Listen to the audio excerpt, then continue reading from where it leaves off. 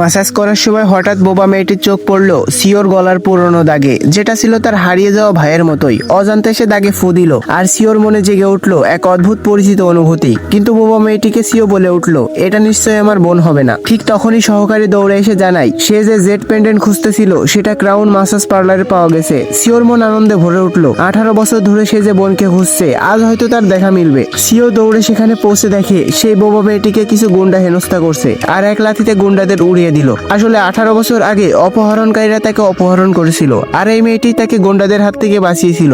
আর CO সেখান থেকে পালানোর আগে তার লকেটের অর্ধেকটা তাকে দিয়ে বলেছিল, এই লকেটটির মাধ্যমে আমরা একে অপরকে খুঁজে বের করব। কিন্তু দুর্ভাগ্য, দুষ্কৃতিকারীরা মেয়েটিকে ধরে নিয়ে যায় আর তার উপর চালায় চরম নির্যাতন, যার ফলে মেয়েটি কথা বলার শক্তি হারিয়ে বোবা হয়ে যায়। সিও মেয়েটিকে নিজের বাড়িতে নিয়ে আসে, কিন্তু ঈর্ষার জ্বালা তার চালাক কাজিন মেয়েটিকে অপমান করতে থাকে, মিথ্যা দোষ চাপায়, এমনকি হাঁটু গেড়ে বসতে বাধ্য করে। সিওর চোখের আড়ালে সে মেয়েটিকে নির্যাতন করতে থাকে। রাতে সিও 1 কাপ মদ খেলে মেয়েটি গ্লাস কেড়ে নেয় আর তখন সিও নেশায় তার হারানো বোনকে খুঁজে পাওয়ার কষ্ট জানায়। মেয়েটির চোখে পানি চলে আসে। ঠিক সেই সময় তার কাজিন সেখানে চলে আসে আর মেয়েটিকে মারার প্ল্যান করে। তাকে পানির ভিতরে মুখ চেপে মেরে ফেলতে চায়, কিন্তু ভাগ্যক্রমে সেখানে সিও এসে তাকে বাঁচিয়ে নেয়। এদিকে সিও আসার কথা জানতে পেরে তার কাজিন সেখান থেকে পালিয়ে যায়, কিন্তু কাজিন থেমে যাওয়ার পাত্র নয়। কাজিন আবার ফাঁদ পাতে। কোম্পানির অনুষ্ঠানে মেয়েটির পুরনো ক্লায়েন্টদের ডেকে আনে আর মেয়েটিকে সবার সামনে নোংরা কথা বলে অপমান করতে থাকে। সবাই যখন মেয়েটিকে হেয় করতেছিল তখন হঠাৎ সেখানে সিও চলে আসে। ভিডিওটির বাকি অংশ দেখতে